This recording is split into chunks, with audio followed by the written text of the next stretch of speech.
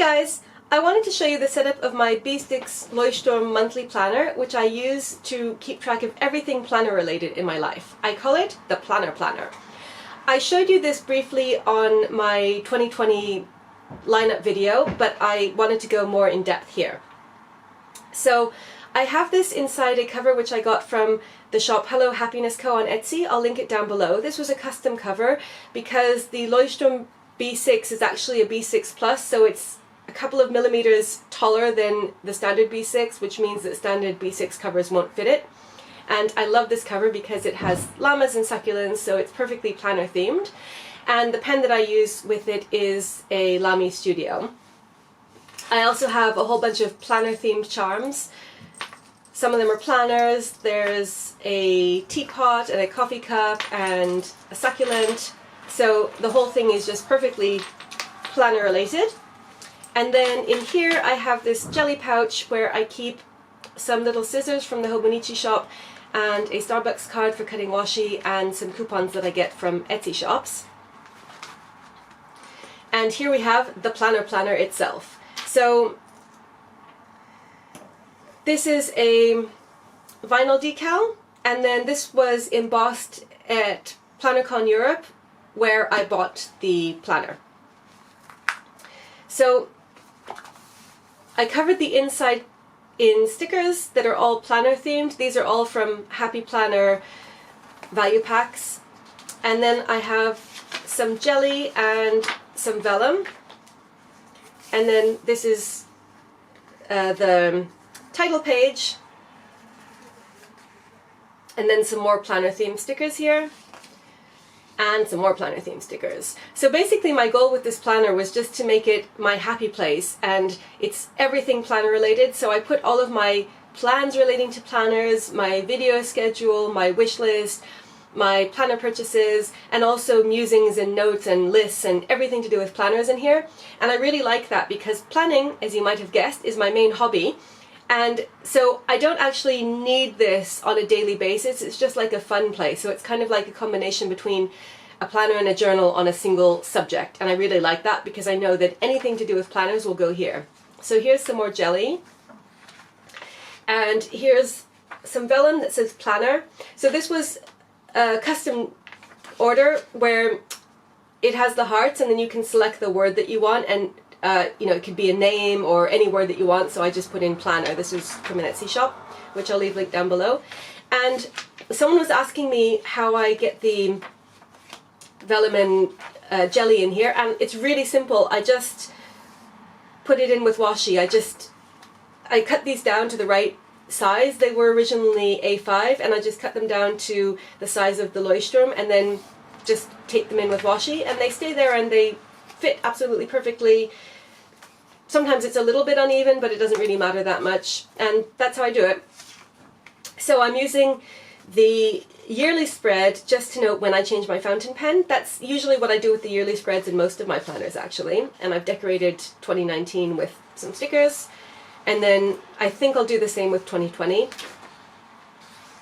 And then in the vertical yearly spread, I keep track of videos that I want to make. So as you can see, sometimes I fall quite a bit behind. So I've been planning to make this video for a really long time, and I haven't managed to because of work, but now I'm making it, yay!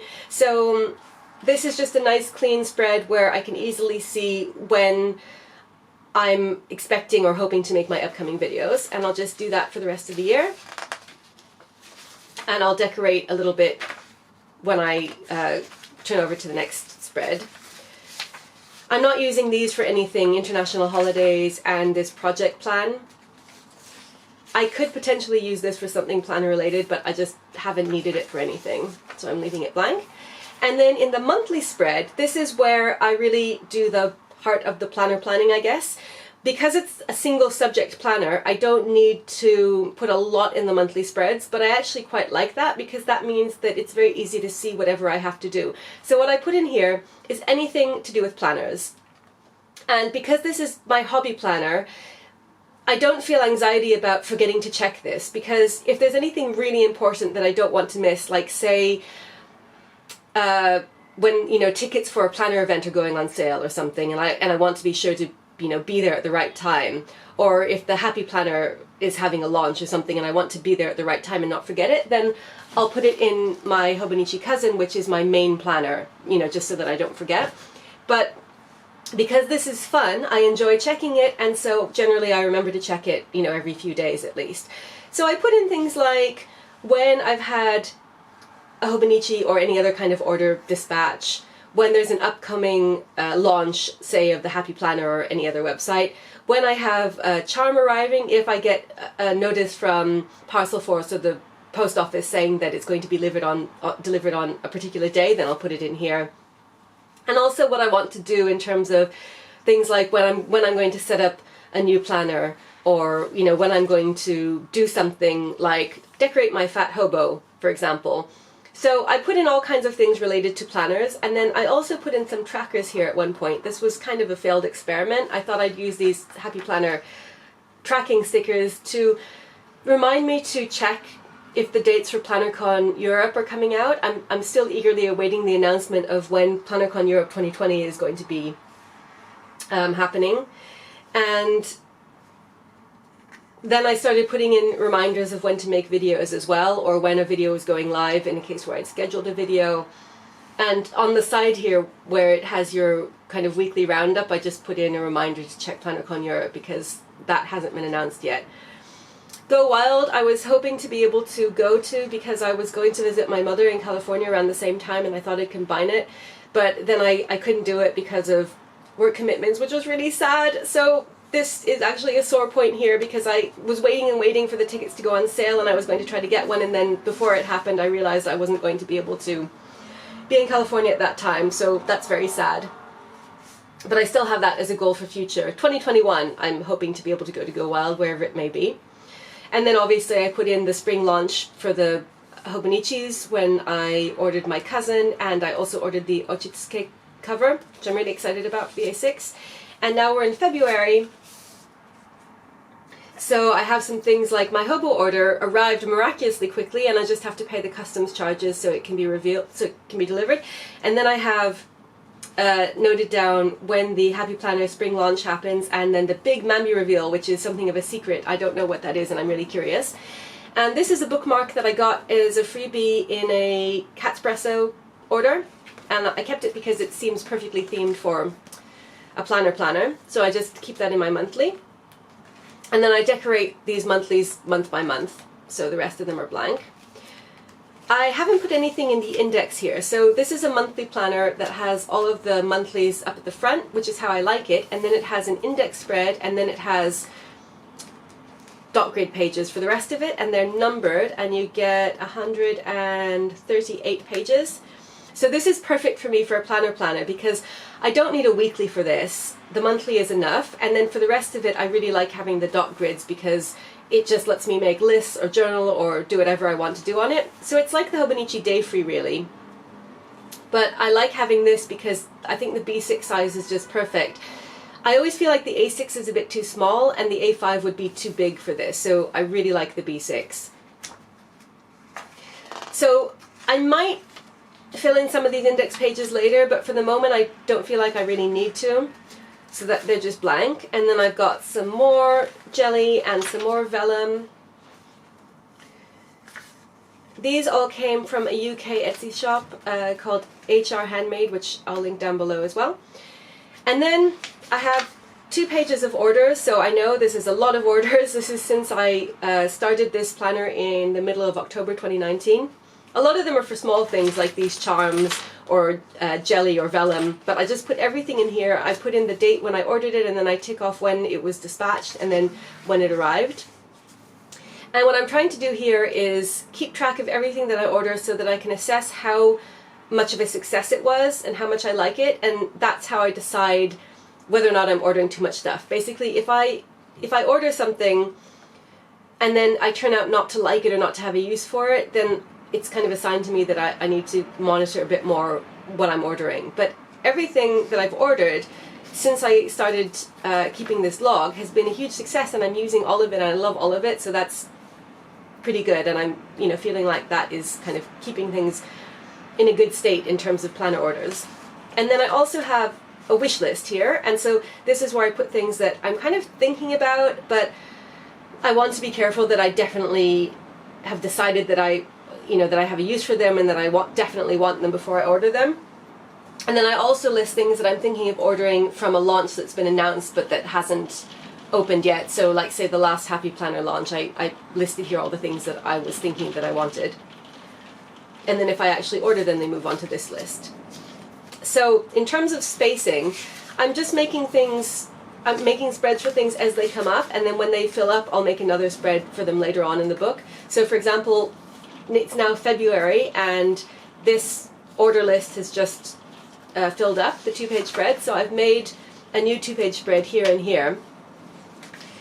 So I haven't done anything like threading because for now I know where to find things, but if I start to get confused as the year goes on, then I think I probably will put in some index entries to make it easier to find them. But for now they're just kind of, as and when I need something, I make a new spread for it, and that's been fine.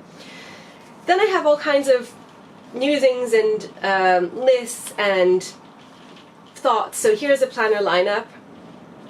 So I divided it into planners and journals and then possible ideas for how I might want to use my other undated and empty books at the moment. Then I had a list of my current undated notebooks that I've started, and then my current undated notebooks that I haven't started yet, so the ones that are completely pristine and empty, and how I might want to use them.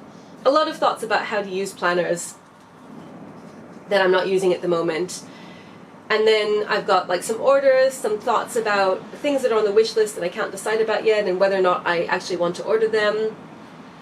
And this is just for fun. So like I said, it's kind of halfway between a planner and a journal.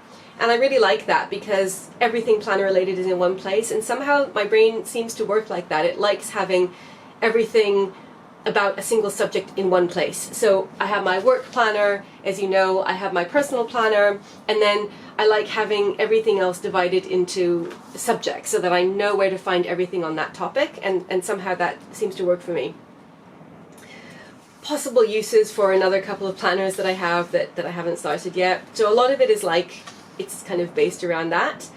Sometimes I do more prose journaling and sometimes it's more list-based. And sometimes I come back to these later and I see, what happened. So I have this prospective planner lineup for January 2020, and I can come back now in February and see how much of that is still in use. I'm using all of these still, actually. So that's going well. And here I did some really kind of long form journaling. So I really just use it for whatever seems relevant at the time. And I like to decorate it. So I've decorated quite a few pages in advance, and I just tend to put a sticker for a heading at the top and then something more decorative at the bottom. And sometimes I divide the page into two because usually I've found so far that I don't need a whole page for a single spread or like for a single topic. Usually it's more like half page, half page. So I've put in some dividers here, and then sometimes I'll add in a second heading sticker here so that I can put the heading in. And I like that because that makes it easy to find what the topic is, so that I can just look here and see, okay, what to do with my B6 TN covers. I have 3 of them, and at the time I wasn't sure what to do with them because I didn't have any B6 inserts, and I'd ended up with these B6 covers because I had mistakenly ordered them thinking that they would fit this. And then when I arrived, I discovered that they didn't, and I was like, do I get rid of the covers or do I find a use for them? So obviously, being a planner addict, I had to find a use for them. And I actually have now. First I got a B6 Stalogy, which I'm using for something else that I'll show you in my next lineup video. And then I ended up getting some B6 Muji monthly planners, which are more like inserts, like smaller notebooks, and so they work better with TN covers. So I'll show you that in my next lineup video as well. Then I have some YouTube video ideas. I have a list of all of my A6 covers. More what I might do with planners that I'm not using at the moment. Video notes, some more journaling, and then this planner purchases spread, which is so far empty. And then some planner spread theme ideas for my Amy Tangerine planner, which is my pretty planner. So I'm just keeping a list of possible planner spread ideas because I'm having a lot of fun using the Amy Tangerine as my pretty planner. And then just some more spreads that I've set up with stickers. So I've just pre-decorated a few more spreads because I don't write in it until it's decorated, and I'll just keep going like this for the rest of the year. In the back, I did a pen test when I first got this planner, and you can see that it's done pretty well, except for this one ink, which I think there's something funny with because it seemed to bleed through on all of my planners, but generally it's fine. And as you can see here, I've used a lot of fountain pen directly on the paper, and it's all been great. Some shadowing, but no bleed through generally. And then in the back, I just have some more planner themed stickers and a coffee vellum, a heart vellum, some jelly, and my beloved elephant postman, which is a postcard that I got from Paper Chase years ago, and I have a few different copies of it, and I just laminated this and I put it in all of my planners because it makes me think of Happy Mail coming. Some blotting paper, and then there's also this pocket in the back, which I'm not using because I have it inside this cover, but sometimes I just use this on its own without a cover, and in that case I'll put this inside the back pocket. And that's it. That is my planner.